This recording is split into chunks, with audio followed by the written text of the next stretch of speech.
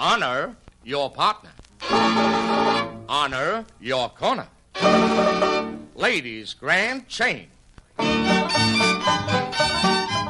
your opposites. Ladies' grand chain back. Swing your partners one and all. Sway your sets, here comes the call. Head couples right and single four. Single left in the middle of the floor. Sashay by your partner too. Then you honor your partner. Chain the ladies over there. Chain the ladies over. Chain the ladies back again.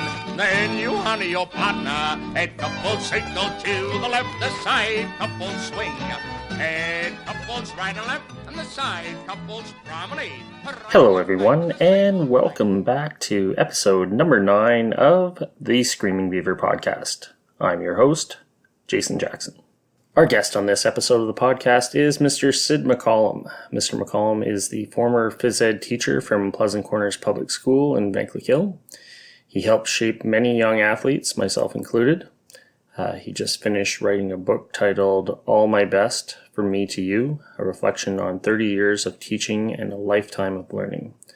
The book is available for pre-order until April 30th at www.sidmccallum.reviewshop.ca. So that's Sid MacCallum, all one word, .reviewshop.ca. I'll leave a link to the website in the show notes below. They're only going to be printing enough copies for those of you who have pre-ordered the book, so this is a limited time offer. The proceeds from the book will be going to 2 charities that are near and dear to my heart. The first is the Vankleek Hill Sports Club, and the second is the Pleasant Corners Public School Council. So if you had Mr. MacCallum as a teacher, or you're interested in what phys ed was like back in the day, this is a great book for you. There's a number of local athletes that are profiled in there as well. So it's definitely something that might be worth checking out. And like I said, the proceeds are going to 2 great causes. So without further ado, here's the interview.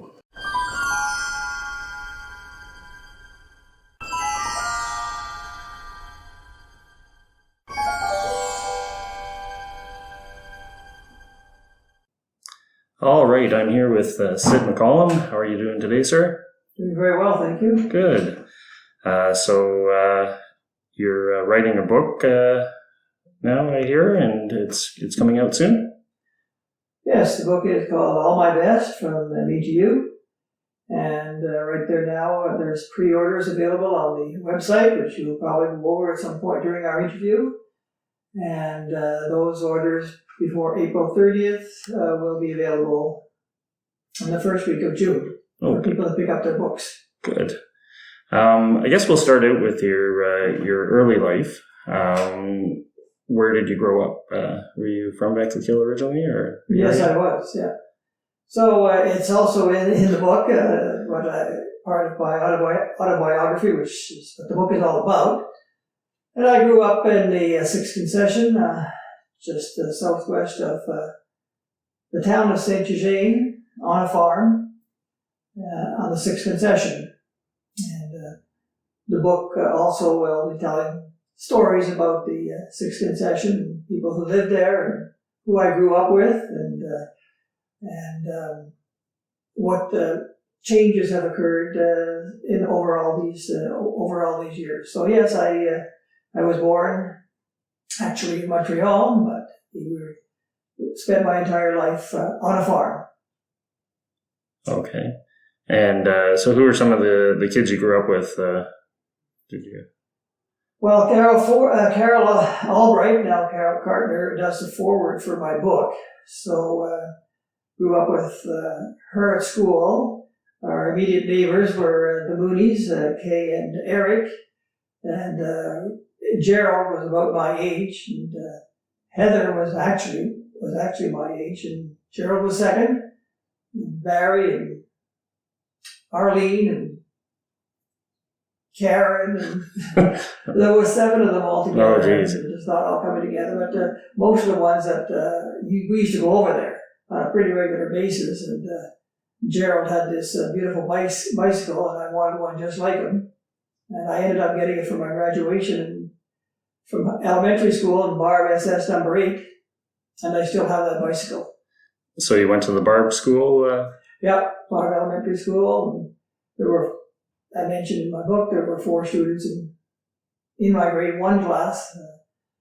Linda Leroy, Heather Mooney, myself, and a boy by the name of Yvonne Brunette. And they later moved to Vankleek Hill. And I've never been able to follow up on them. But so yeah, our elementary school was about, at the most, around 28 students from time to time. And it was an enjoyable experience. I had 3 wonderful teachers, starting off with, as I talk about in my book, my first love, which was my grade 1 teacher. And followed up by Mrs. McLeod from Dunvegan, and followed up by Catherine Smith from the St. James. So Bob Smith went to one of our classmates as well, and Brian McVicker lived down the road from us on the 6th concession, and eventually the Willems family moved over, and they came to Pleasant Corners, and with a whole bunch of them, Anton and Cosi and Beatrice and Noreen, and the ones that ended up going to Barb Public School during the time that I was there. And Anton and Cosi were in my grade, and we graduated from grade 8 together. And the Bernicke family, Robert Bernicke and Raymond Bernicke, were part of our school group, and Leo Bernicke, and I talk about Leo a little bit in the book.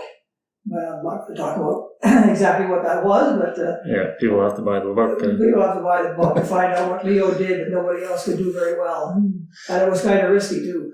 So this was a one-room schoolhouse, or was it a one-room schoolhouse? One-room schoolhouse. So you'd have 26 kids in the class, all learning different things at the same time, and yeah. I tell a story about recess and how I used to look forward to recess, and I'm not sure that I'm going to tell the story right here. Again, you can read the book. Yes. About the cowboys and Indians. We used to have a crabapple tree, and we filled our pockets with crab apples, and the idea was not to get captured, but you'll find out in the book what happened one day when I did get captured. I see. And what Charlie Albright and a few of the boys, Glenn May and Donald Forbes, my cousin, what happened at that particular time, and I relate that story in the book. Yeah, we had a crabapple orchard at our place, and we'd always have crabapple wars with myself and the neighboring kids. Steve Dillarush could really throw a crabapple. You would hear it coming. It's a miracle nobody lost an eye. So after Barb, where did you go to high school? I went to VCI. Went to VCI, yeah. Who was the gym teacher at VCI when you arrived there? I mentioned him in the book, of course. Yes. My all-time favorite, Mr. Julian. Okay. Mm-hmm. And was sports pretty prevalent at VCI at the time, or? Oh, yes. And I talk about the sports teams at VCI as part of my book as well. My journey through Vankleek Hill High School, Vankleek Hill Collegiate. And football in the fall. And we played volleyball, but it wasn't a big sport, but we did play volleyball. And then track and field in the springtime. And I did a lot of running. I ran track all the way through university. And as you'll find out in my book, that I had a Canadian record at one time. Oh, geez, I wasn't aware of that. Mm-hmm. Who were some of the better athletes at high school when you were there? Well, there were a number, and like I mentioned some of them in my book, but once you start mentioning some, you're always going to leave some out, but I did choose to mention some, such as Mike Hudson, and he was a Sam Echeverry as far as I was concerned, and throwing a ball, he was accurate and had a very, very strong arm, and we won with Mike at quarterback. Ian Mcrae was a different style quarterback, but he was not so much a passer, but he was strong and a good runner. And Jamie Cunning, he was our big fullback, and you had to be pretty good when he put his head down. You had to be pretty careful because he was a very strong runner. Jerry Pilon was on the defensive line. Marcel Pilon. Okay. Michel Laferriere. And then our punter, Paul Brunet. And he basically won a championship for us and averaged almost 50 yards a punt, if I recall correctly. You don't hear that very often, a punter winning a championship. No. Final score was 2-1. Oh, so that's a lot of familiar names. Jamie Cunning, and I heard he was pretty intimidating to play against. They had to stop a game once so they could find his eye in the mud. Is that true? Well, that's one truth, but the one that unfortunately occurred was when he injured another player who tried to tackle him, and he had to be taken by ambulance. We were playing Glengarry, and I think it was the spleen that had to be removed. Oh, really? I think so, yeah. Yeah. Ian Mcrae is another name you named. Ian is the longtime junior C hockey coach here, and he had a fairly successful hockey career. I wasn't aware that he was also a decent football player. Oh, yeah, he was strong, he was fast. He was a good runner, too. He was a good runner because some of my best runners at Pleasant Corners were kids who had played hockey all winter, and they were in pretty good shape, some of them. Yeah. Yeah, and Ian was one of those. He was a sprinter. He was 100 meters, 200 meters, and he was a very good athlete, yeah. Yeah. Did you win any championships when you were at VCI? Yeah, we won 2 football championships and a number of basketball championships. Okay. And you played basketball as well, or? Oh, yes. Yeah. Oh, yeah. Did you miss basketball? Of course. Yeah, yes. Of course, we did. We played basketball. Yeah. And Mr. Julian was our coach, and I relate the story in my book, which I guess I can tell. Bryce Renwick at the time, Bryce has passed away now, but Bryce Renwick was our tallest player. He wasn't 6'8" or 6'9". He was about 6'4", 6'3", 6'4", tall. And every time we go for a timeout or anything like that, Mr. Julian would say, boys, sit on the bench. And I don't like anybody looking down on me. He wasn't very tall, Mr. Julian. He was about 5'8", I'd say. So yeah. I always remember telling us, sit down. I don't like people looking down on me. Oh, that's good. So after high school, where did you go to university? University of Windsor. Windsor. What made you decide to go there? Well, me and Michel Laferriere went together. We were high school people. We were high school friends throughout high school. And actually, when like many kids, I suppose, and you're still young, you're not sure what you want to do. And I had applied into journalism at Carleton University. I had applied into physical education. I had applied to the Hydro here in Ottawa, in Vankleek Hill, for a job. I had applied. I had an interview with the Army. Oh, really? And all those things. I really didn't know what I was going to do, but I eventually ended up going to the University of Windsor with Mike, and it was a 12-hour train ride, picking up in Cornwall and arriving on Walker Road in Windsor, Ontario. That very first time we arrived, we got off the train with our baggage and brand new city, and where are we? We walked down Riverside along the Detroit River for about maybe close to an hour carrying our bags when we finally arrived at the campus of the University of Windsor and found our new dwelling, which was 919 McDonald Hall. And we stayed there for 1 year, and then we moved on to 24 Huron Hall after that.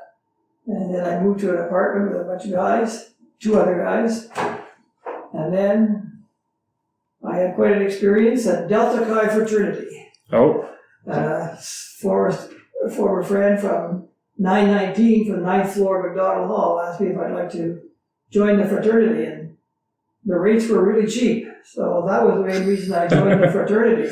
Yeah. To my dismay, a little bit later on, and we had to go through an initiation that lasted the entire weekend, and it was quite the affair. Yeah. Before you were finally accepted as a brother into Delta Chi fraternity. Okay. So my last year was at Delta Chi, and then I went to Teachers College at Queen's University, MacArthur College. Oh. And while at university, I ran track. At Windsor, I ran track for 4 years, but I did not run at Queen's. What races did you run? Mainly the 800 meters. That was my specialty, the 800 meters. Yeah. To me, that's the hardest race to run because it's too long to be a sprint, but it is a sprint. So I ran 800 meters in high school, and it was always hard. Yeah, it's a tough race. Get through the first 400, and then you say, "Oh, I got another 400 to go." Yeah, I would much rather run the 3,000 than the 800. Yeah, the 3,000 meters. I did run occasionally the 5,000 meter race as well. And like what you probably are saying is the first number of laps, it's kind of like a nice fun run. And when you get to the end, it's not all that much fun either. Yeah. There's a good part of the race where you can actually say, this is pretty comfortable, this is nice, this is fun. But when you get to the end, it's still a difficult race, regardless of... I always thought the sprinters had it the best, the 100 meters. You finish and that's it. You're not tired, nothing. You just ran your race Yeah, my main rival was from Hawkesbury, and there was nothing I could do to beat him. I would lead the race the entire time, and he would pass me at the end, or I would stay to the back the entire time, and I would pass everyone but him. And it really didn't matter which strategy I took. I just couldn't catch him. But he was quite good. He went to OFSA every year, and but yeah, it was always difficult to figure out what's the best strategy for. Yeah, I had Victor Brunet from Hawkesbury was a rival, and was a King. I think it was Ian King was his name. And then from Charlotte High School, because we competed at that time, Prescott Russell was, his name was a Blackadder. And it might have been Bob Blackadder, I'm not sure. Yeah, he coached basketball. Yes, I he believe. did. Yeah, well, he was pretty good. But those are the three guys that I remember racing against, and I was pretty successful in the 800 meters. I was pretty successful. Won a couple of Yossas and. Now, you said you had a record at one point. What level was that at? What? You said you had a Canadian record, or? Yeah, there's a Canadian record that will be revealed in the book. Oh, okay. Good. So once you graduated from Queen's, where were you off to at that point? Well, I was off trying to get a job. Okay. And back then, before social media and everything else, pretty much all the job opportunities were listed in the Globe and Mail. So we had, every day we would get copies of the Globe and Mail, and we would check to see what kind of jobs are available and where are they. And I wasn't really that particular where I was going to go. And maybe later on, Jason, if you want, I'll read a little bit from the introduction to the book, which will tell you a little bit more about the question you just asked me. Okay, that sounds good. So you did end up at Pleasant Corners Public School. That's where we met when I was in grade 1 or so. Do you want to tell us what year you came to PCPS, or is that good? Sure. Of course, it's in the book, but it was the fall of. I was hired in the spring of 1976. Oh, I was born in 1976. So, and you were teaching phys ed at PCPS right from the beginning, or did you have to? Yeah, I taught physical education my first year, along with history. Okay. It's in the book. Yeah. It's in that part that I'm going to read to you. Oh, okay. Later. Was there already a phys ed program at PCPS when you got there, or did you have to kind of start it from the ground up? Well, you see, one of the things I always wondered about is that we seem to regress. Now, when I started at Pleasant Corners Public School, Gary Barton taught physical education to the boys, and Hilda Wiley taught physical education to the girls. that's the way I always thought it should be. I taught physical education for 30 years, co-ed classes every year. Not that I'm complaining, I love teaching the co-ed, but it was much harder to balance your program to please both the girls and the boys. Yeah. And that is one thing that I always believed was important, that you should have specialists in special areas. When I arrived at Pleasant Corners, we had a full-time music teacher. We had a full-time phys ed teacher. Well, we had a full-time phys ed teacher, co-ed. We had, I think there was a few other specialties that were gradually eliminated from the program. And other people had to fill in, and sometimes they weren't necessarily qualified, really. As I tell the story, I believe I tell the story in my book about an acquaintance from Ottawa. After I retired, I met through coaching. He was a coach too. And he said, and we're talking about what we're just talking about here now, and that he was teaching at Ridgemont High School, and he had taught physical education.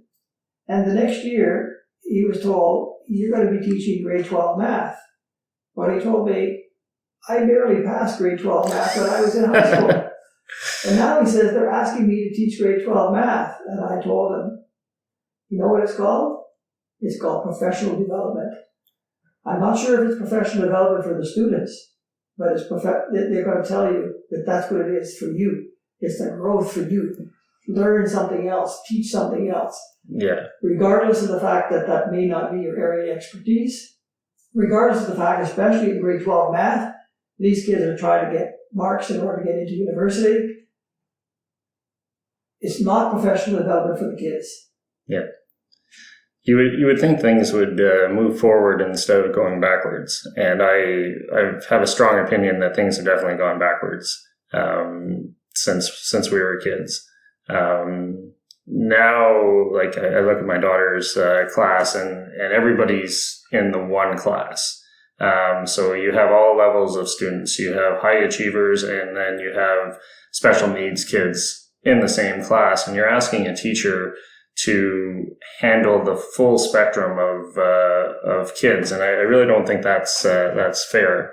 I know there was a big deal about the class sizes in the last negotiations for the teachers' contracts, and I was talking to some teachers, and I said, it's not the size of the class that's the problem. It's the composition. If you had all high achievers in your class, you could have 40 kids in the class, and everyone would be fine. So. I always believed, and it would never ever happen, that streaming should begin at basically grade 6. And streaming means that the high academics are in the high academics. Not everybody wants to be a lawyer. Not everybody wants to be a teacher. Not everybody wants to be a doctor. I always believe that by the time they get to grade 6, that we have a pretty good idea as teachers as to where they should belong. Now, they could move up, or they could end up moving down from a higher level to a lower level. Yeah.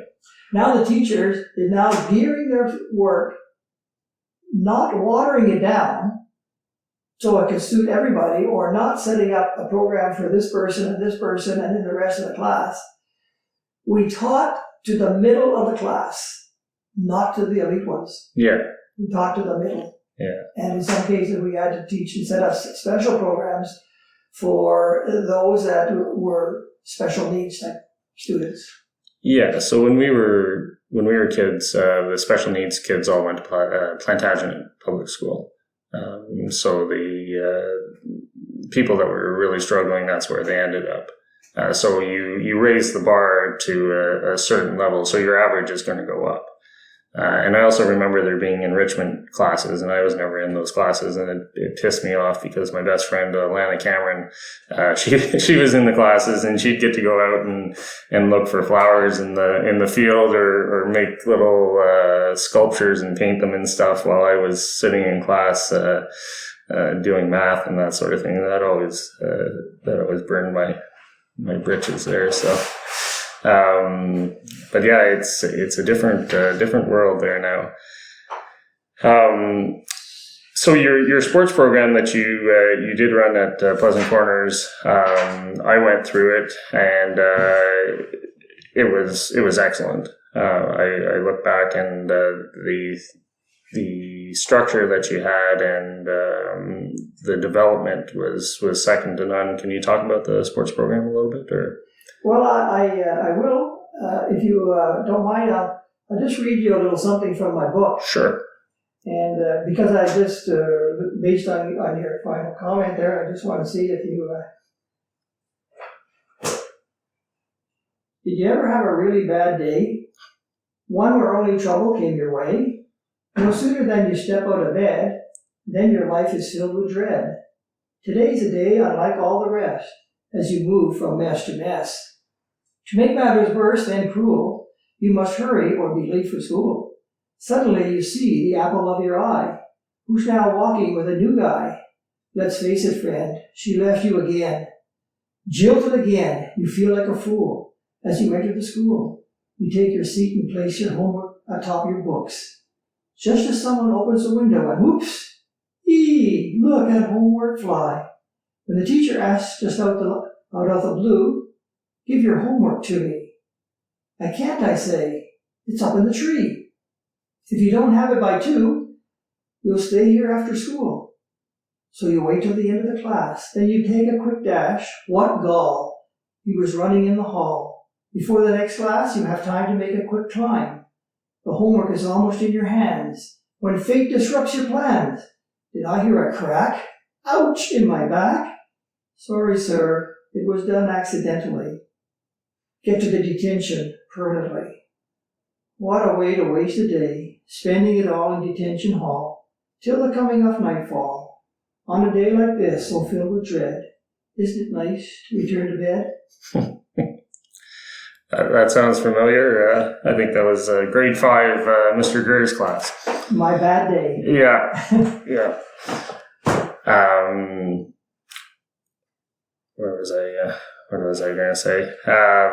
You're talking about phys ed? Yes, your phys ed program. Can you speak to how you got that started? And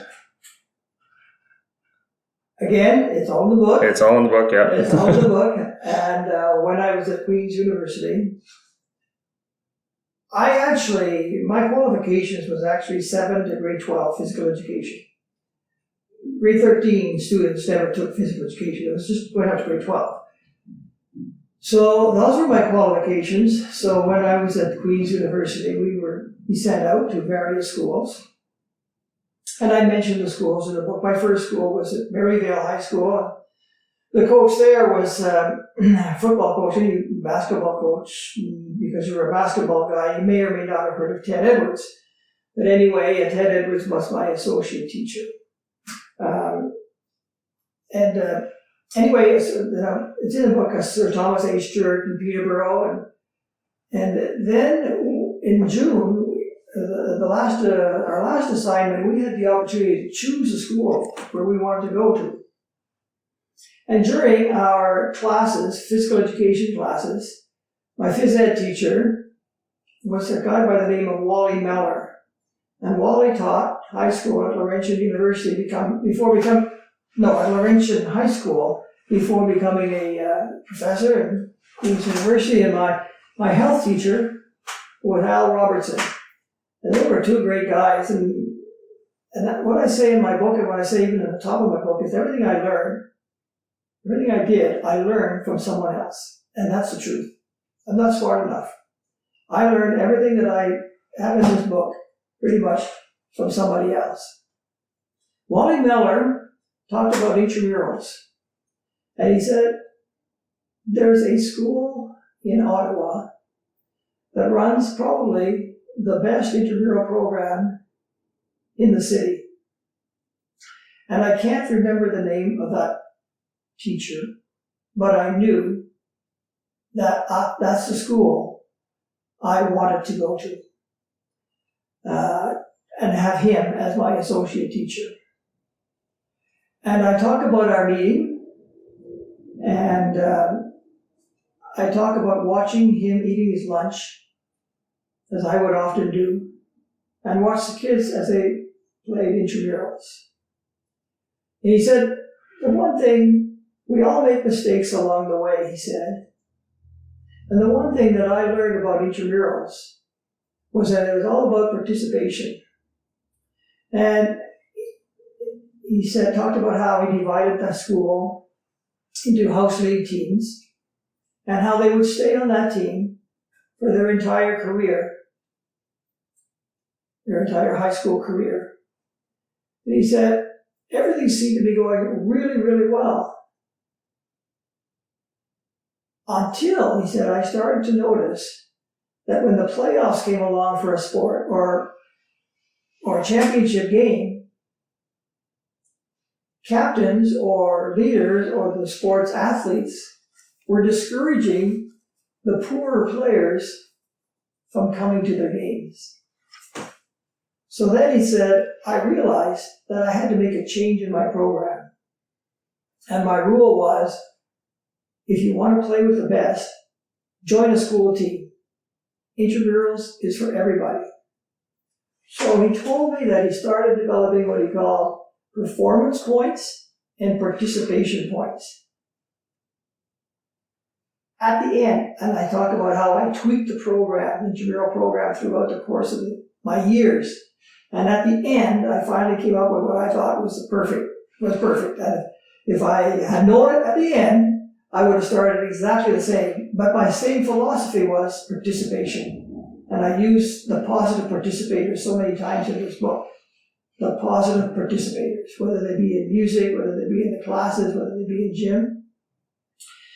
The positive participators. And at the end of my career, for the last maybe 8, 9, 10 years, after tweaking the program, I didn't feel I had to tweak it anymore. Every sport was worth 200 points. Whether it be track and field, whether it be soccer, whether it be dodgeball, every sport would be worth 200 points. 100 points was for participation, and 100 points was for performance. So if your team won, 100 points. If you were in the finals, 75 points. If you lost in the semifinals, 50 points each.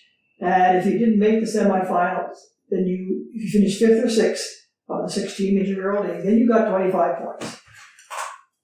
Participation points was -4.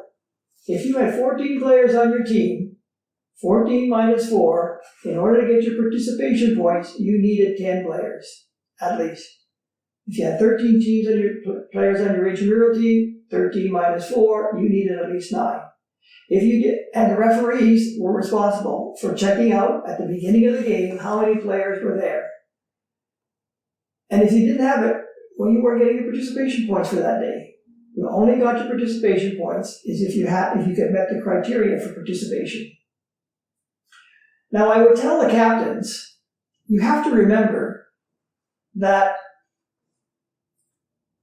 there are those that are, as captains, you have a responsibility to make sure that everybody is made to feel like they are a welcome participator.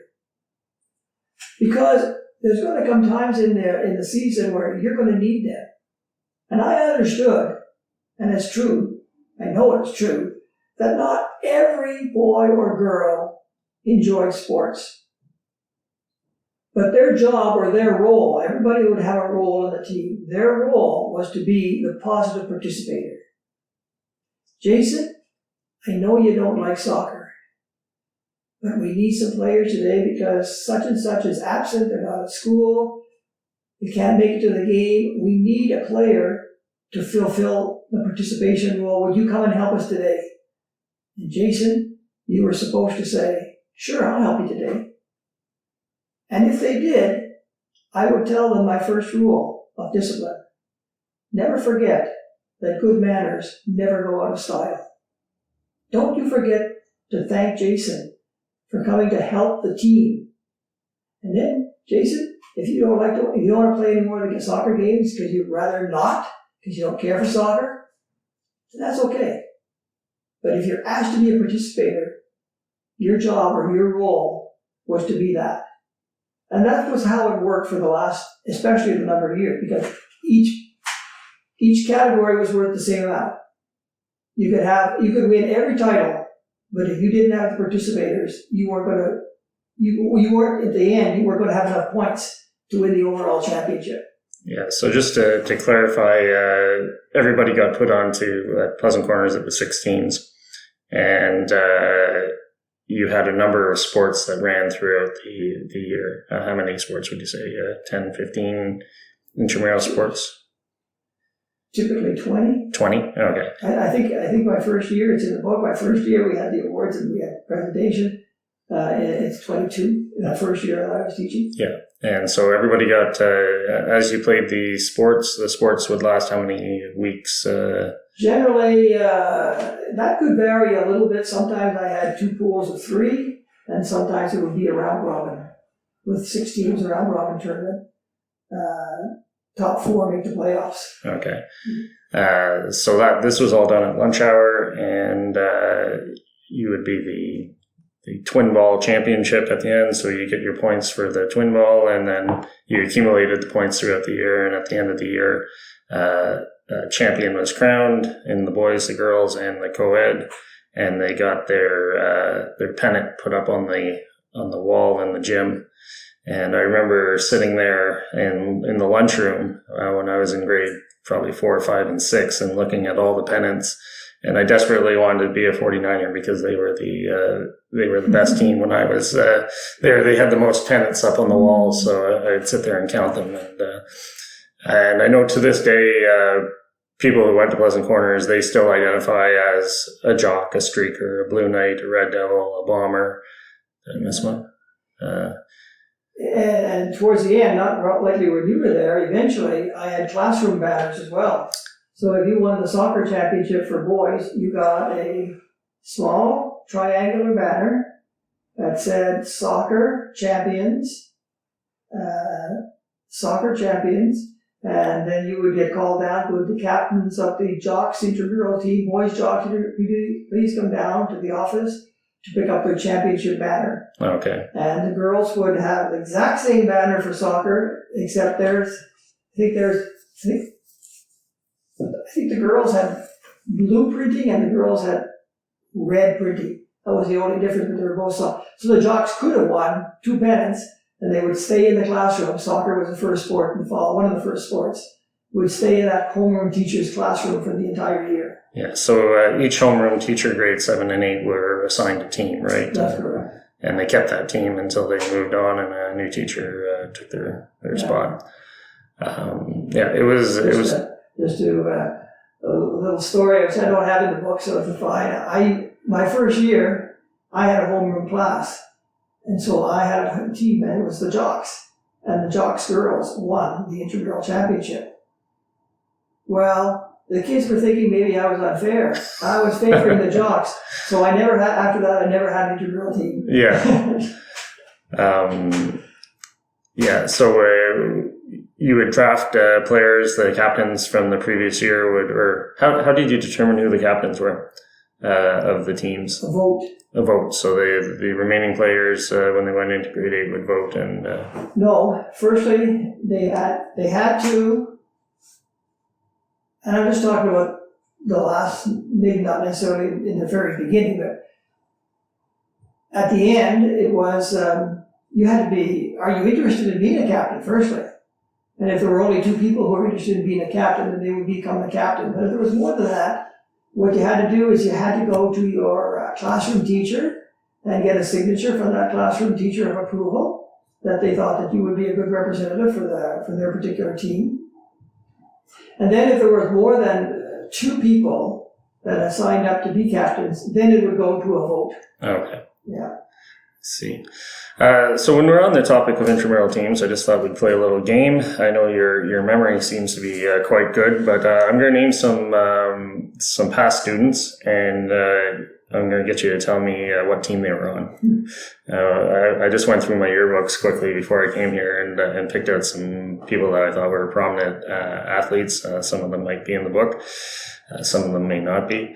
I'll start with my year, the second overall pick, Andrew Allen. Do you remember what team Andrew was on? The Bombers. He was a Bomber. Do you remember who had first pick that year? The Bombers? No. 49ers. Is that they passed up on? They passed up on Andrew Allen. They took Chuck Cormack. Marcus Horner picked Chuck Cormack ahead of Andrew, which turned out to be a bad decision because I think the Bombers ended up winning. Mary Cernakis. Jocks. She was a jock, that's right. Mike Horner. Red Devils. 3 for 3. Judith Leroy. Streakers. She was a streaker, excellent long distance runner. I believe she went to university and ran in university. Kyla Burwash.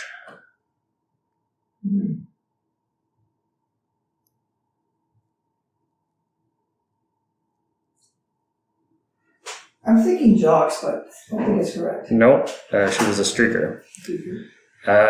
Elizabeth Hollett, figure skater. No. Elizabeth Hollett. She was a jock. She was a jock, yes.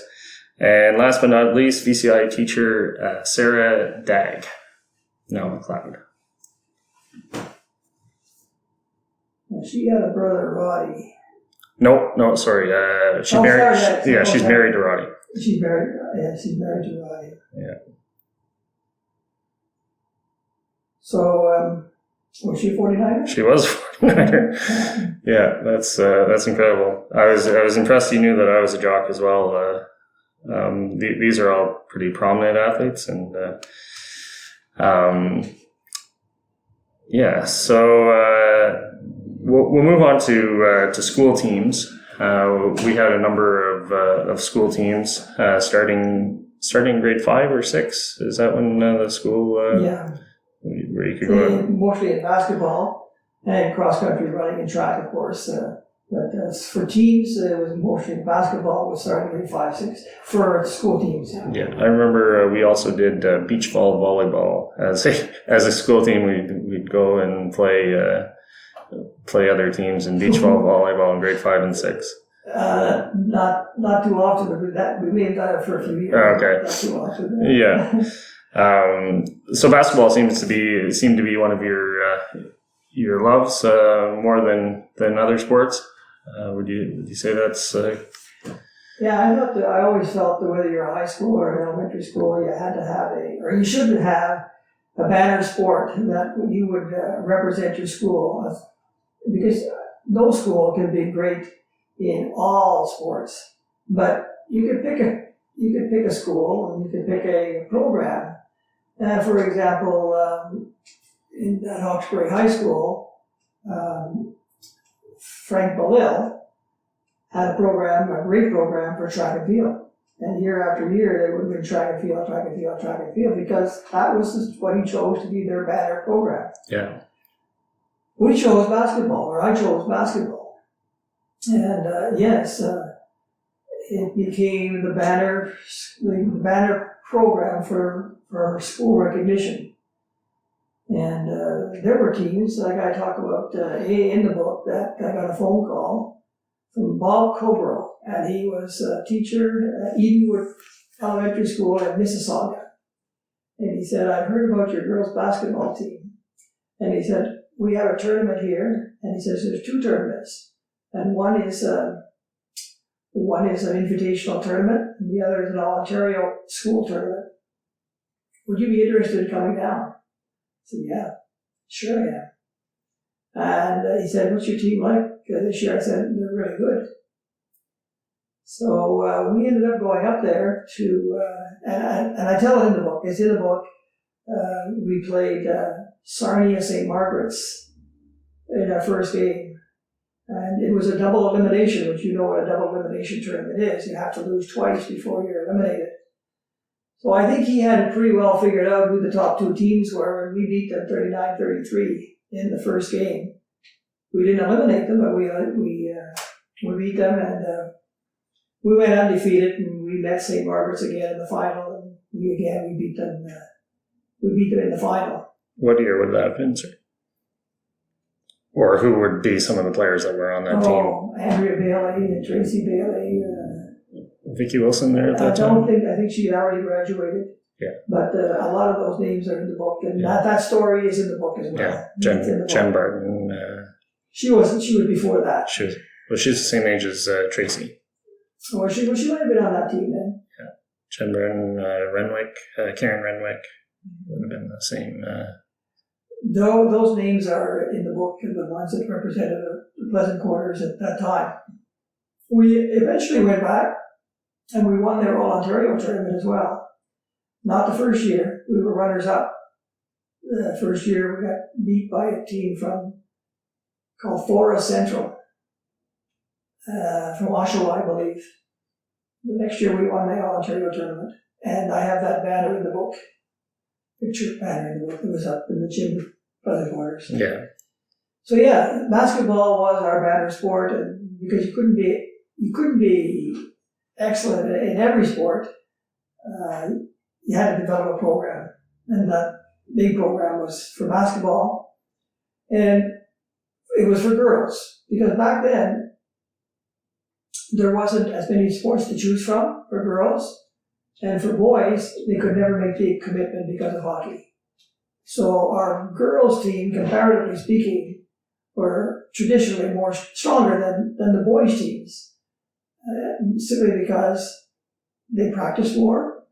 They worked harder, they could make the commitment, whereas the boys, the top athletes, were often unable to make the commitment to basketball because of the hockey. Now, as I do mention, your team that you had in 1989-90, we had hockey players like Andrew Allen, but a lot of them weren't, like Leslie Hatz and Chuck Cormack, who you mentioned, and John Baker, and another of others that were on that team. A number of them were not hockey players, but there were some, like myself and Andrew. But they seemed to be able to make the commitment. And as I tell you in the book, Jason, you were part of our winningest team ever, with 41 wins and 3 losses that year. Yeah, I remember going to Mississauga for the tournament and playing against the Glashing Gators. Yeah. The whole school got out to come and watch us play Glashing. What was the deal with Glashing? Were they just best team in Ottawa? Or? Yeah, but now I got a quiz question for you. Uh-oh. What was the score of that game? Oh, jeez. I put it on your report card so you wouldn't forget. 41-39? 50-47. 50-47. For Pleasant Quarters. Yeah. We went there to play as well, too. It was a home and home. No, I don't believe we did. You don't think that? I thought we had gone to see, they were able to come. We did go. We probably played them maybe at another tournament, because we did go to another tournament in Ottawa. Yeah. And we actually lost in overtime in the finals to Lester B. Pearson. Okay.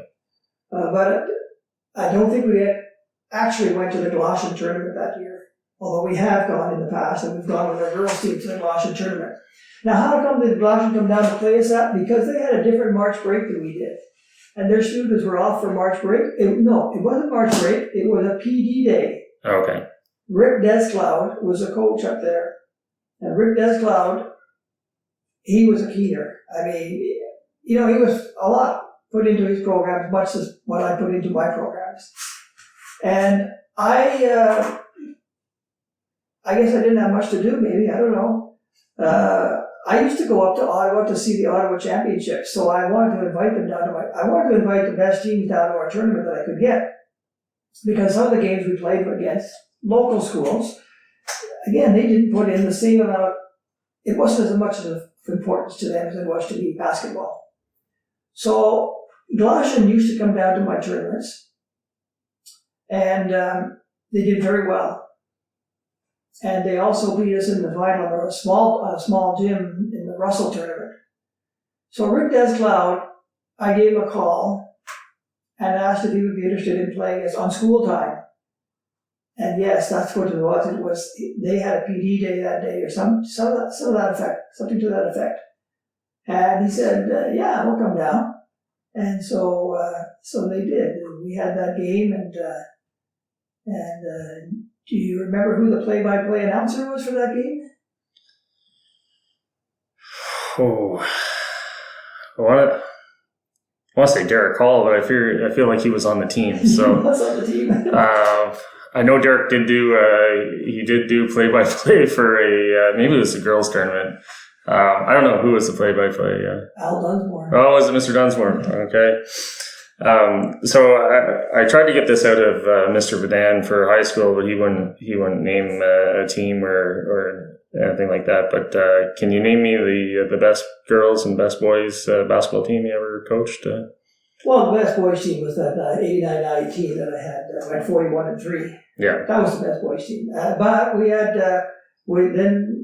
I would say that was the best boys team. Then we had the Dan Turner years, and his brother Mark Turner and Ryan Jodua and Ferd. They were the ones that team. I called them the Fab Five. Okay. And they're in the book. And the Fab Five were St. Patrick's. Because at the end, Jason, I used to run a single A tournament, double A tournament, and triple A tournament. There were 3 tournaments. And this was the triple A. Triple A tournament was for schools that had more than 6 grade 7-8 classes, and they could also be some club teams that came to our triple A tournaments. Yeah. So we were playing St. Patrick's from Ottawa, St. Patrick's Elementary School, and they're the big feeder school for St. Patrick's High School. And they used to play on Heron Street. It's now become 7-8 has now become a part of St. Pius High School. So they were down to play our tournament with our Fab Five. And on the sidelines, the parents from St. Patrick's were joking and saying, "Uh-oh, this is going to be the slaughter. The lions are going to kill all the lambs." And I didn't hug kids very often, if I ever did, but I hugged Ferd Louis after I called the timeout, and we were down by 1 point, and we ran a play with a screen for Ferd Louis, and Ferd shot, it scored, I jumped, I ran, and I gave him the biggest hug. And then I found out Charlie Freeman was the referee. He said, "They've called a timeout." Well, there was about 2 seconds left in the game. Now, by rights, I should have got a technical foul for entering the court. Oh, yes. But fortunately, Charlie didn't assess any technical, because the horn did sound. Yeah. The horn did sound in the game. And at that time, now, under FIBA rules, you're allowed to advance the ball, but you weren't then. You still had to inbound from the end line. Yeah. And they got a final shot. And I thought, oh no, this is going to be another, like your team, this is going to be another Lester B. Pearson buzzer beater to tie the game. Yeah. Send it overtime, but they didn't take it. So. Oh, good. I had the pleasure of coaching those kids. I took them to EASA for when they were in grade 10, junior EASA. And I only had 3 days to coach them. There was a senior kid who was coaching the team, and they lost to, I think, Hawkesbury in the finals here. And but because we were a single A school and Hawkesbury was a double A, they still got to go to EASA. So we went in ranked dead last, and I had 3 practices with them before we went off. And I told them, forget everything that you know about basketball, we're starting fresh. And we started with very simple offense, very simple defense, and a press that I called the blitz. And we went in and we beat the home team that was ranked number 1, and we ended up in the finals. Actually, it wasn't the home team that was ranked number 1. They were ranked 2. We ended up in the finals against the home team. And we looked like the worst ragtag bunch of, like, we didn't even have matching uniforms. Like, there were like 3 different sets of uniforms that were cobbled together. But we had the support of the crowd, even though it was at home. There was a lot of people cheering for us. So we ended up losing, I don't know, by a couple of points, but it was still a pretty memorable time for me. And who were those players? Dan Turner, Mr. Bernie's son was probably the best player on the team. Pat was probably the best, and as was the other. I don't know if he was only short little guy. He was phenomenal. He had a big afro, and the crowd just loved him. He was. Well, actually, I was asked to coach that team. Oh, okay. And this was, it would have been in the 2000s. And so I knew it would have to be a commitment. I wanted to find out if there was a commitment. So I wrote a letter, gave it to each of the players, and one of the parts of the commitment was $250 fee to play. Okay. We needed to play games. I said, not just 7 or 8 games in the regular season. We'd have to go to tournaments. We'd have to travel, and we'd be looking at a 30 to 40 game season. Not enough people were willing to make the commitment. Yeah. So I said, if they're not willing to make the commitment of $250, that's your commitment, then I'm not either. Yeah.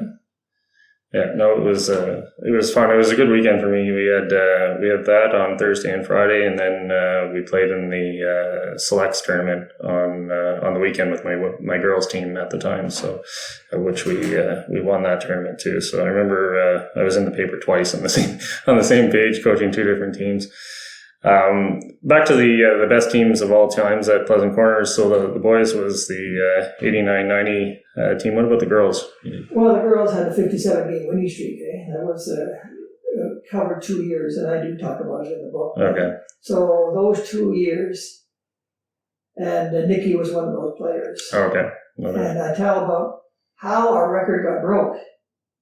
Should I tell it now? Sure. I think I was at the game. No, you weren't at the game. No, you weren't at the game. But anyway, this is a March break story. I always just scheduled games for the girls because they were committed. They were committed. Yeah. I didn't have to worry, I can't make it this weekend, hockey. But there was never any such thing as, I got a party to go, birthday party. Don't tell me about birthday parties. No, so I never had those excuses, nothing. So we were on at that time, 57-game winning streak. And we were invited on our March break to a tournament in Messina, New York. Okay. Of course, I said yes. Little did I know, until I got a phone call from Mrs. Zurinakis. Mr. MacCallum, you've got to talk to Nikki. We've planned a family vacation to Florida, and Nikki doesn't want to come. She wants to go and play basketball. Yeah. Would you please talk to her and tell her to come with the family? So I did. And I told Nikki, your mother and father put a lot of work and effort into planning that trip, and we'll have to play the game without you. Yeah. She was in grade 7 at that time, and our streak got broken. We lost by 3 points. Okay. So I tell Nikki in my book that who knows how long that winning streak would have gone, because she was in grade 7 at that time. Yeah, she was in grade 7 at that time, and had she gone to the tournament, chances are we probably could have won it. Yeah. And I said, how long could that streak have gone? And actually, when she was in the lineup, we never lost a game. No. 2 years that she played grade 7 and 8. When she was in the lineup, we never lost a game. So those would be probably the strongest teams. Yeah. So I coached Nikki and that team, Kate Drouin, Janice Allen, Melissa Barnes, when they were in grade 9 and 10. Yeah. I had a selects team, and I remember I went to the league meeting at the beginning of the year, and I said, yeah, we're from Vankleek Hill. And he said, oh, you're going to be in the single A division. I go, okay, fine. So I go to the next meeting. I said, for insurance reasons, we're going to have to call ourselves Hawkesbury.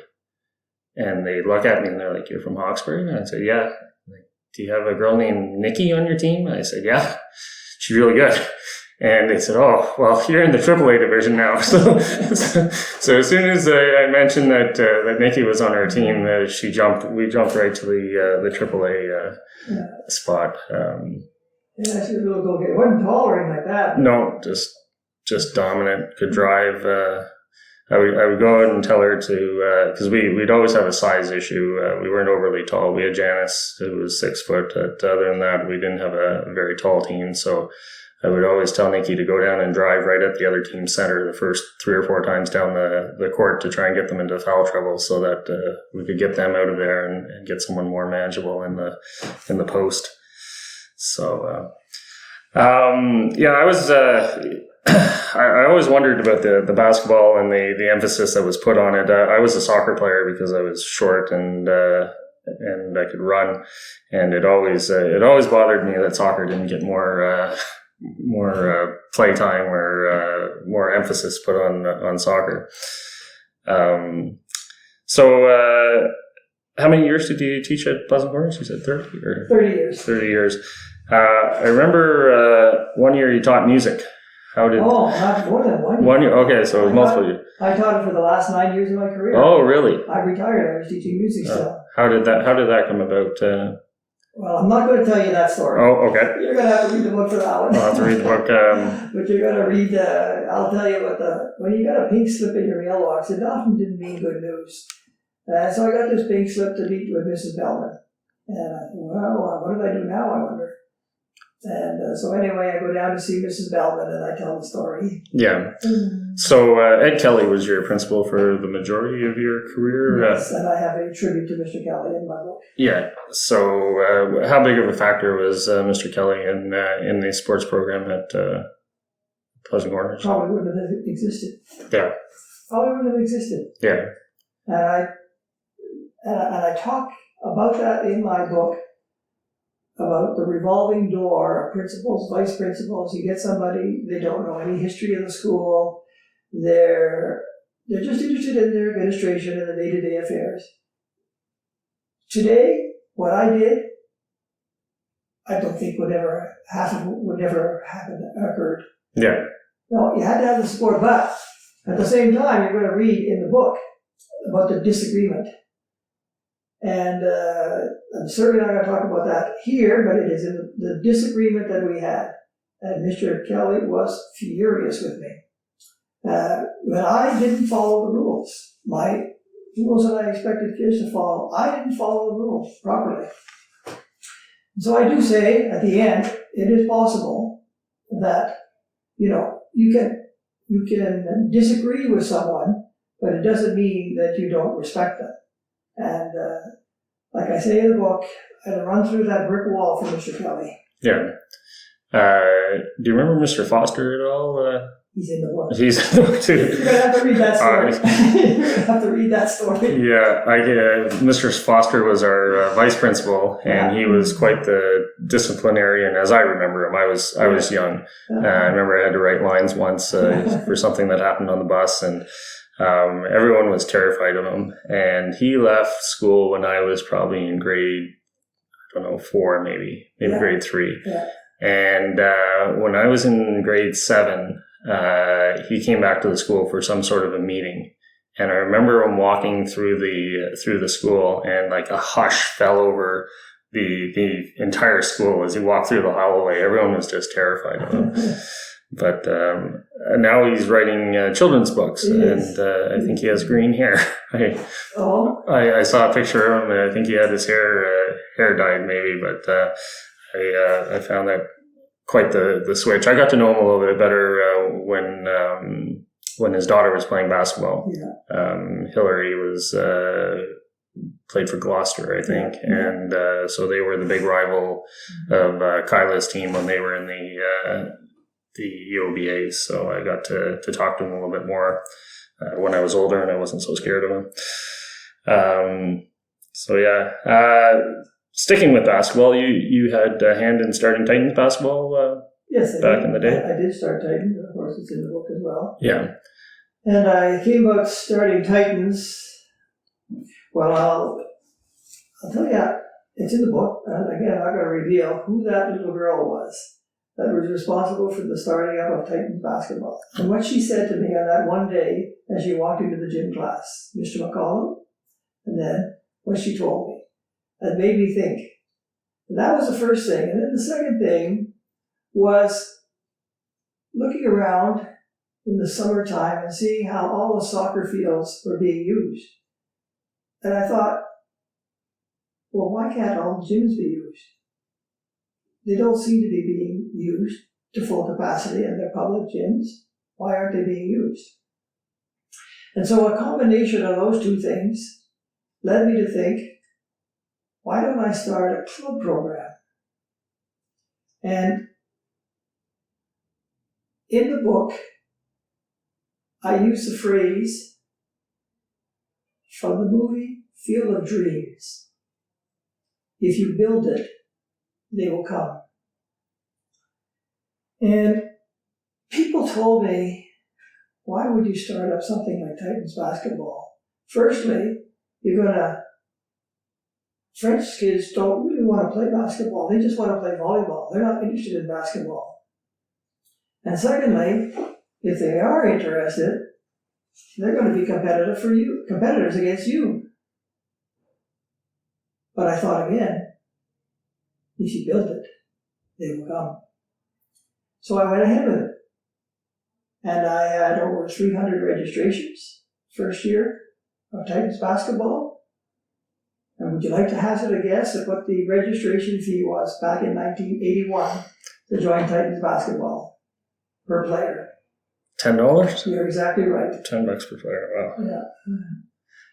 So, I continued with Titans, and I still would have been with Titans probably to this day if I still lived in the area, but I don't, of course. And when I retired, I moved to Ottawa with my wife, who worked for the federal government, and she's now retired as well.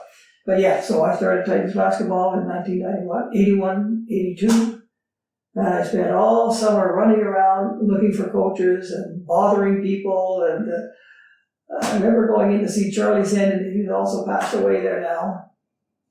And Charlie taught at Hawkesbury High School, and I wanted to see Charlie about coaching. And I knocked on his door, and I came in, and they were having supper, and he said, we're having supper right now. And I remember I didn't pay any attention, like I was just one-track mind. I never left. I just told him about the program. And then I went off to my next visit. And I visited everybody that I could, that I was a teacher or whatever. And one thing, Jason, I always remember a good deed. I never forget a good deed. And to this day, I remember some people who volunteered their services and made Titans basketball work. And I think that's important. I think that's an important quality in anybody. No matter what that good deed is, you never forget that good deed. And I never did. Good. I've taken over Titans basketball, or that's the plan, anyways. Mm-hmm. And I'm trying to figure out how to maybe reinvent it a little bit, because the numbers are down, and I'd also like to see the schools get more involved in it as well. So I've been kicking around ideas of possibly having schools enter teams in the older age groups where we don't have anybody playing. So there's no grade 7 and 8 boys Titans now, and that used to be the most popular age group. So I'm just trying to figure out how to get more kids involved and get playing again. So, well, Jason, build it. If I build it, they'll come. It's a problem. I find it very difficult to get the schools to do anything. I know it's extracurricular, and I probably have to find some teachers who would be willing to put in the extra hours, or some parents who would be willing to coach the school team. And then if it's attached to the school, then there's liabilities and this and that. So, Jason, I'm going to tell you another story. It's not in the book. So, right now I coach basketball, not now because of COVID, but I do developmental program. First 25 hours is basic fundamentals. The next 25 is advanced fundamentals, and the last 25 hours is team fundamentals. So when we get into the third category, the boys, and it's all boys, of course they love to play basketball. They want to play. And so I try to get them games. Well, because I referee, I get to go and see referee 7-8 basketball. So I went in and I saw this coach and I said, would you like to give us a game? I said, just for a fun game. I said, no big deal. I said, we just have a developmental team. And he told me, we're not allowed to play teams such as yours. We can only play teams who are within our league. The gym can't be used for that. Yeah, so he's telling you So that. that's what it is. That's the way it is these days. Yeah. And I call it the what if. What if this happens? What if that happens? Yeah. Or what if we just don't do nothing? Yeah. You know, it's the what if situation that has occurred over the years. Yeah. It's tough. And that's why I say I'm not sure that I could do what I did back then without the cooperation and help and support of the guy like Mr. Kelly. Yeah. Yeah, no, I need to find a principal that's willing to put in the time and take a chance on doing some of this stuff. But Titans basketball, players are all insured. Yes, the Titans is all insured. They're all insured. Yeah. Just the idea of putting it by school kind of gives you the kids a feeling of ownership, of pride. You know, I'm representing the school, whereas if they're the blue team or the red team, they may not be with their friends, Right. stuff like this. And I would probably tier it where, you know, a team like St. Gregoire, maybe not. Team up with another school. Yeah, team up with another school, or they would play the grade 7 team from the Pleasant Corners grade 7 team if there was 2 teams there. I don't know. I've got a bunch of ideas for that, but that's I maybe pick your brain at some point to figure that out. So what year did you retire in? 2006. 2006. And what have you been up to since? Coaching and refereeing. Coaching, refereeing. Yeah. I'm traveling. Yeah. Were you running a bit still, or? Oh yes. Yeah. Yeah. Do you still do races, or? Yes. Up until last year, we were scheduled to do a half marathon in Toronto, the Scotiabank half marathon with a friend of mine. Of course, it was canceled, so I did a treadmill half marathon in 1:49 Okay. and change 1:49:40. That's in the book. Yeah. I got that in there. Yeah. Yeah. So yes, I still continue to run and to train and I don't run nearly as many races as I used to, Yeah. but I still run now. Good. And so, well, we've talked, we mentioned the book a lot. So, why don't you tell me about the book? What made you want to write a book? Well, I always wanted to write a book. I often would tell students, one of these days, I'm going to write a book about you guys. But you retire, you get busy with things, other things, whether it be traveling, whether it be coaching, whether it be refereeing. And somehow it gets put on the back burner. And one day I was down here visiting my brother in Hawkesbury, and I stopped to fill up with gas on McGill Street with a copy of the review. I said, I'll pick it up and I'll walk over to the Tim Hortons. I did. Opened up the review, and inside there was an ad that said, so you want to write a book? And there was a phone number, but it wasn't a 678 phone number. I said, I wonder who this would be. I called, and it was Louise. Ah. And so we had an interview, and she'd been incredible help. And that's how it all started, through an ad in the paper, and through I always wanted to write a book. I did. And I used to tell kids just what I finished telling you.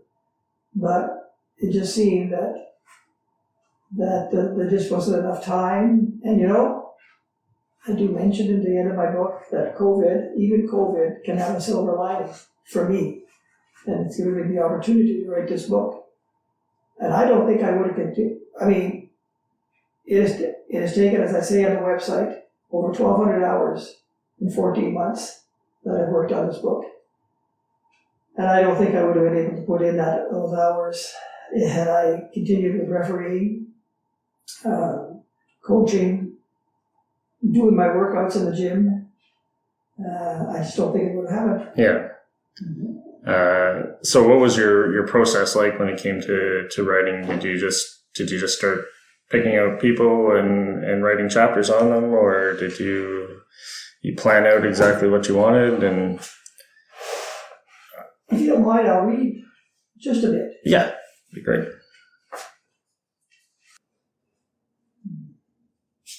Now, I'm not going to read the entire part. It's called My Lucky Keys.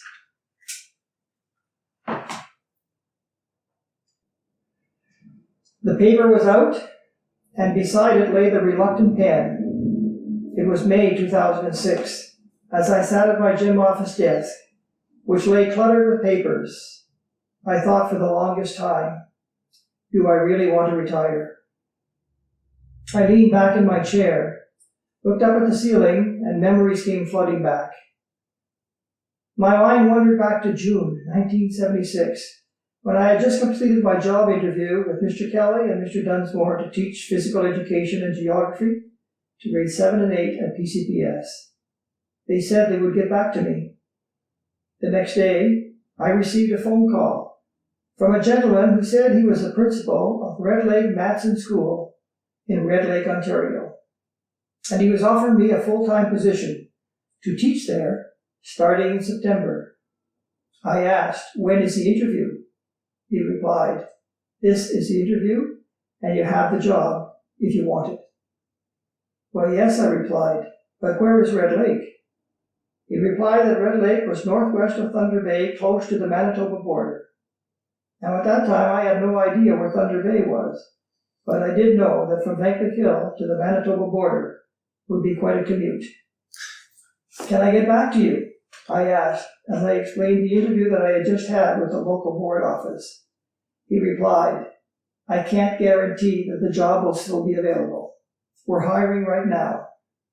I told him that if I didn't get the local job, that I would call him back, and that if the job opening was still available, that I would take it. And then I thought about the phone call to the board office in Hawkesbury to see if there was any news about my application. My call was answered by Mrs. Joan McPhee, who said, Mr. MacCallum, I think you've got the job. And I thought again.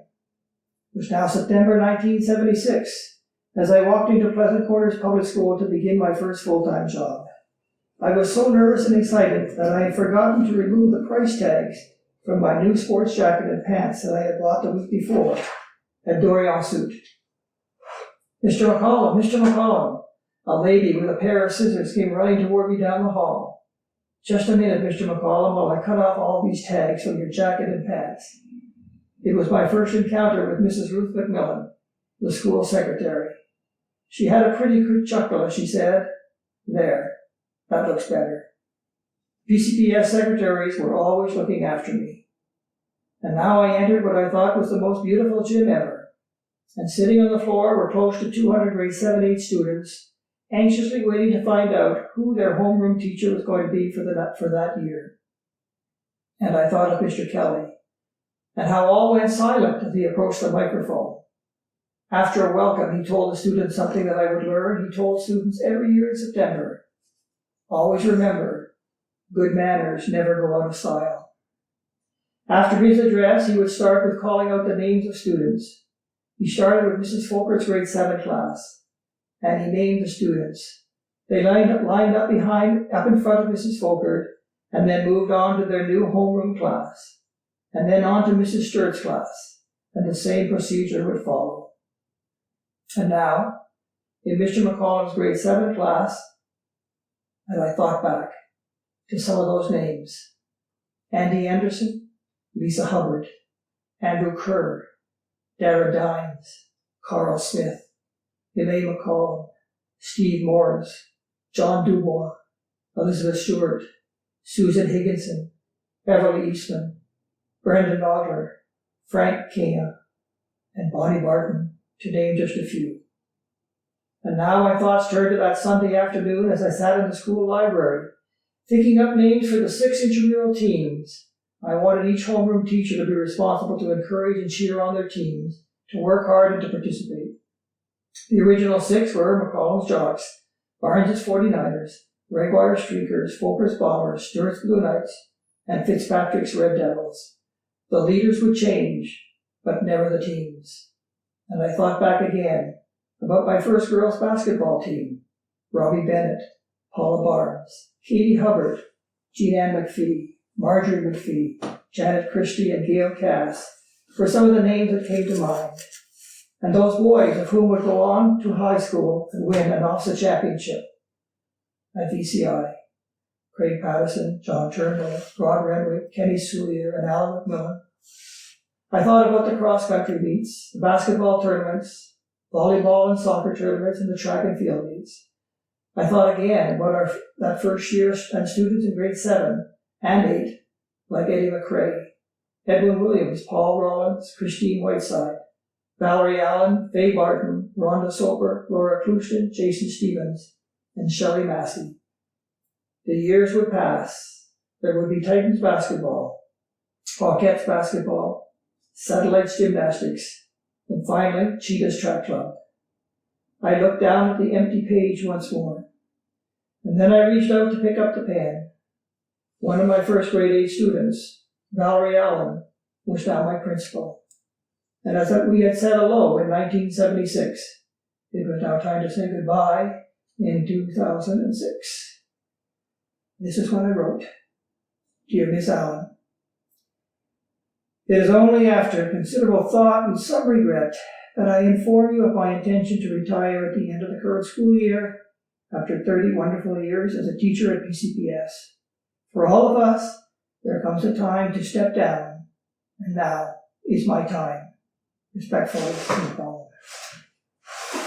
So, that's what encouraged me to write the book. All of what I talk about there. Yeah.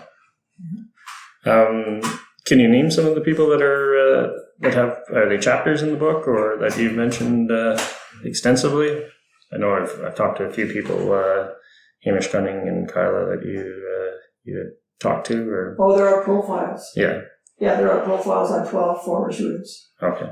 Yeah, do you want to name them, or to get some people interested in possibly picking up the book or ordering it?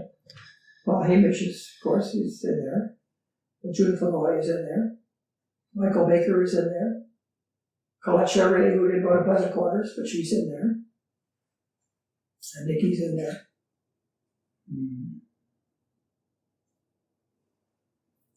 I mean, there's 12 of them all together. I'm just trying to think right now off the top of my head.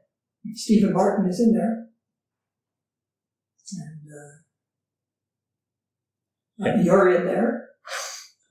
I don't think I'm in the class of any of those people you mentioned. Andrew Allen is in there. Yeah. And then there are some profiles of some coaches. And, I've covered pretty much everything that I did in my career. Yeah. And what I taught. But a lot of what I write about in the book is about what I presented after I retired from teaching. And I called the 50-minute program or presentation The Masterpiece, The Last Wish, and The Greatest Gift. And each of the chapters, whether it be on the first part, there's 5 parts to the book. Part 1 is Building Foundations. There are, Joey DeJarda is another one that's in the book profile, about building foundations. And even though part 2 is on my family, there's still a part in there that is continuing to build, or what I call weave, the principles or concepts that I taught to students. And in part 3, it's about PCPS and teaching at Pleasant Quarters. But there are still parts in there. And then at the end of that chapter, it is entirely on intramurals and sports teams and articles from the review. And again, in part 4, I add some more things into the masterpiece. And then I move into Titans basketball. Vicki Wilson is in that chapter as well. And then I wrap up with the entire presentation that I did on the masterpiece, The Last Wish, and The Greatest Gift. It's in there word for word. And I also, in part 5, do a tribute to primary and kindergarten teachers. And I talk about the tremendous role that they play and that how often their work goes is underappreciated sometimes, and that because you're dealing with young kids, it must be an easy job. No, it's not an easy job. There is a table of contents on the website. Yeah, so okay. If someone wants to buy your book, how do they go about it? Well, they have to go to the website. Okay. So I only sell books that are pre-bought over the website. Okay. And that's the way it'll be until April the 30th. And then their books will be delivered in June. Okay, so you're doing the deadline to buy a book is April 30th. Do you know what the website address is? It's all lowercase. Sid MacCallum, SIDMACCALLUM, lowercase, dot, review shop, all one word together, REVIEWSHOP.ca. That will take you to the website. You can read about it by doing a few clicks here or there, and then you can place an order should you choose to do so. Good. And so that's going to be the first printing. Do you plan on doing a second printing if things go well, or? Well, as I told Louise, the book is about a book for myself, firstly, and for those that are interested in reading about some of the history of our area, our community, and particular Pleasant Corners Public School. There will be probably a second reading or a second opportunity. These are what we call the early bird sales, $35 a book. And then starting on May 1st, I believe it is possible that we'll have a second order, but it's $38. Okay. It'll be $38, and that could go, if it's planned, until August 1st. And after August 1st, the website comes down. There are no books to be sold. There are no books to be had. Yeah. It's kind of like a collector's edition, so that's good. Well, I think that pretty much covers it. I really appreciate you sitting down with me and talking. This has been our longest podcast I've had. We're almost at an hour and 30 minutes there, so lots of stuff to cover, and you were certainly a big influence on my life, and a lot of the stuff I'm doing with my own kids are stuff that I learned from you, so I just wanted to thank you for that. And it pains me that I had such a well-structured childhood with sports, and my kids maybe aren't going to have the same experience that I have. But I'm doing my best to try and change that with some stuff that I'm working on. So hopefully we can. Well, you were a positive participator, but you weren't a high jumper. No, I did get to ride in an ambulance though on the when I did try to do the high jump. So I'm surprised you remember that. All right, well, thank you very much, sir. It was a pleasure having you. Well, you're very welcome. It was a pleasure being with you again. Okay. Thank you. Bye.